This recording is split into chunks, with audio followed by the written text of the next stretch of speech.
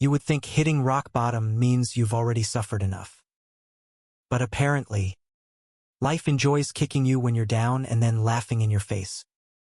That was exactly where I stood the night my bank account hit zero and my landlord slid an eviction notice under my door. Like slipping a final death sentence in an envelope. I was 27. A failed painter clinging to scraps of pride in New York City. Watching every dream I had shatter in slow motion. My studio had turned into a storage unit of broken canvases and unpaid bills. My friends had long stopped answering my calls. And my parents, God. I couldn't even bear to tell them what a disaster I'd become. So when Ethan Hale walked into my life, it wasn't a rescue. It was an earthquake. Ethan Hale, everyone in the city knew his name. Billionaire tech magnate. Wall Street's ice prince. The kind of man who could buy entire neighborhoods and never blink. People whispered about his ruthlessness. How he built his empire on deals that crushed weaker men. And there he was, standing in my collapsing world like he owned the ground I walked on. You look like a man about to drown, he said that night. His voice smooth but cutting. And I don't watch people drown unless I decide it benefits me. I hated him instantly. I hated the arrogance in his gaze. The way his words dug under my skin. But I also hated how my body reacted like I'd just been caught in a current too strong to fight. The deal came fast and sharp. Like everything else in his world. He would pay off my debts. Rescue me from ruin. And in return I would become his lawful husband. Not pretend. Not temporary. Legal. Binding. I laughed in his face the first time he said it. Thought it was some twisted joke. But Ethan Hale wasn't a man who joked. You need saving. He told me, leaning back in that absurdly expensive chair in his glass office. The skyline burning behind him. I need a husband. Convenient. Isn't it? Convenient. The word echoed in my skull like a cruel taunt. What kind of convenience was it for me? To sell myself to a man who looked at marriage like a business contract. And yet, what choice did I have? The truth was ugly. I was out of options. The bank had already closed in. The gallery that once promised to launch my career had dropped me. Even the corner cafe where I worked part-time had fired me when I missed too many shifts. Pride didn't pay rent. Pride didn't feed you. Ethan offered salvation, but wrapped in chains. The first week after I said yes, I regretted it every hour. Living in his penthouse felt like living in a museum. Everything was glass, steel, and silence. Ethan himself was worse, cold, calculating, barely sparing me more than a glance at dinner. He'd invited me into his world, but never his heart. And yet, small cracks appeared in that ice. The first time I caught him watching me paint in the empty guest room, he'd let me convert into a studio. His eyes softened for half a second so fast I thought I imagined it. The first time he made coffee at 3 a.m. and silently placed a mug by my desk while I worked. I felt something dangerous stir inside me. Still, he never touched me. Not once. It was maddening. Here we were, bound by a contract. 2 signatures on a legal document calling us husbands. And yet there was a chasm between us wider than the Hudson River. I told myself I hated him. I told myself this was survival, not love. But the lie grew heavier every day.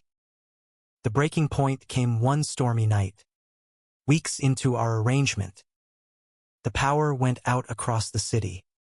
And for hours the penthouse was lit only by candlelight.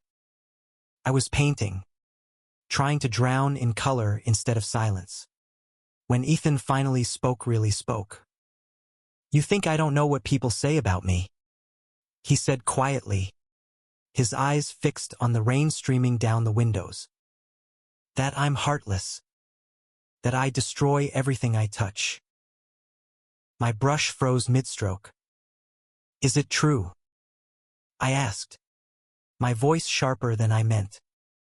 His jaw tightened. For the first time, I saw something raw in his gaze. Not anger. Not arrogance. But pain. I didn't save you out of kindness. He admitted. I saved you because I needed you.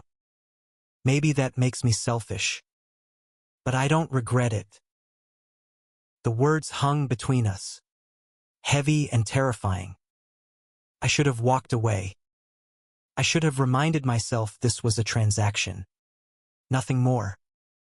But when the storm thundered and the lights flickered back on, I realized something too dangerous to ignore. I wasn't afraid of him anymore. I was afraid of how much I wanted him. The storm changed something between us that night. Not in grand gestures. Not in sudden kisses.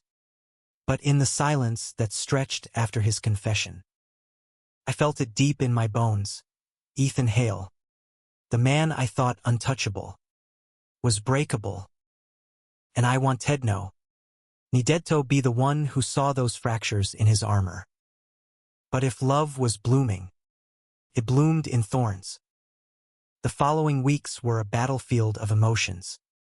Some days, Ethan was almost human, asking about my art, staying in the room longer than necessary, his cold blue eyes softening whenever they lingered on me. Other days, he turned distant again, burying himself in work, leaving me at dinners so quiet the sound of my fork scraping porcelain became unbearable. It was maddening, this dance we did, like fire and ice locked in a room, daring each other to melt or burn. And then came the gala. Ethan insisted we attend together. As husbands. He handed me a tailored suit, dark and perfect, as though he had measured my body without ever touching it. Walking beside him through the marble halls of Manhattan's grandest ballroom felt surreal. Heads turned. Whispers followed us. Ethan Hale, the untouchable king, with me on his arm. But under the chandeliers, as we smiled for strangers, I overheard them. He only married him to shut down that scandal with his board. Poor boy. Probably nothing more than a kept pet. Temporary. Hale doesn't keep anyone for long. Their words cut deeper than I expected. My chest burned. Not because they were wrong, but because a part of me feared they were right. Later that night, I confronted Ethan in the limo. Tell me the truth. I demanded. Am I just a shield for you? A convenient name on a piece of paper. His eyes flickered. That dangerous storm again. You think so little of yourself. That I drag you into my world for no reason but a signature. I snapped back. Then why me? You could have had anyone. For the first time since I met him, Ethan raised his voice, not in anger, but desperation. Because you're the only one I can't buy. The only one who looks at me and doesn't see a monster or a bank account. I saved you. Yes.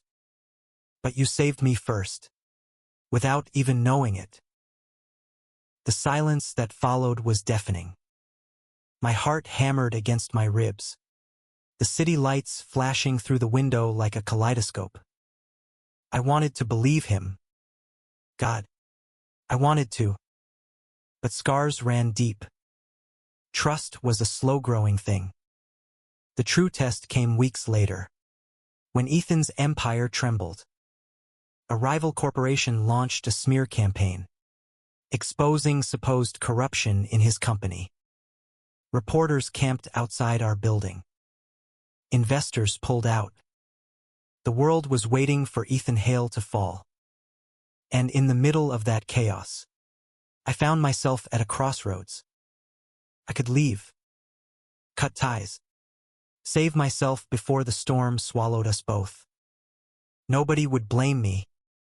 After all, wasn't this marriage a deal from the start?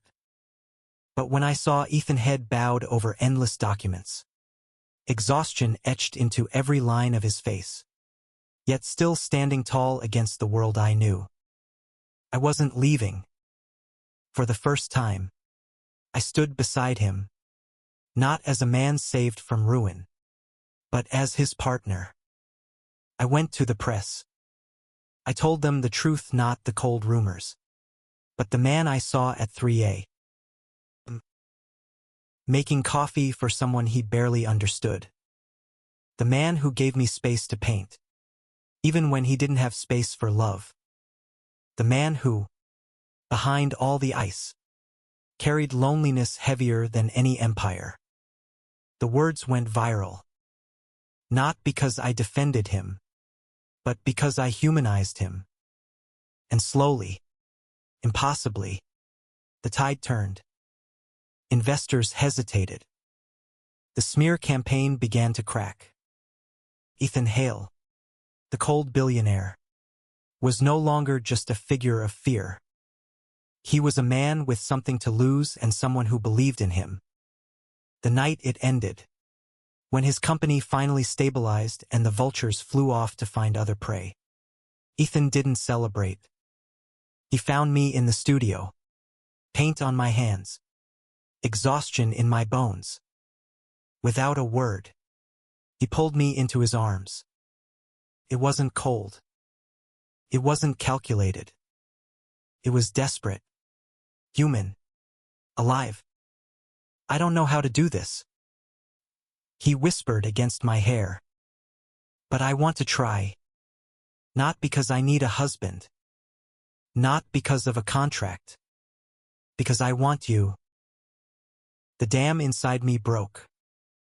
All the weeks of silence, tension, longing, I let it go. I kissed him, not out of duty, but out of choice. For the first time, Ethan Hale kissed me back like he was afraid to let go. From then on, things didn't magically become perfect. We still argued. He was still stubborn, still prone to shutting people out. And I was still reckless, still too tender for a world as sharp as his. But something fundamental shifted. We were no longer surviving side by side. We were building something together. Months later, as spring painted the city in soft greens and golds, I stood with him on the balcony of our penthouse. My canvases finally sold at a gallery downtown. His company not only survived but thrived. And in that quiet moment, with the city humming beneath us, Ethan took my hand. You know, he said softly, when I first asked you to marry me, I thought I was saving you. I smiled, leaning against him. Turns out we saved each other. He kissed me then, slow and certain, the skyline blazing behind us. For the first time, I believed in forever. Thank you for listening. Don't forget to like and subscribe to stay updated with the latest videos.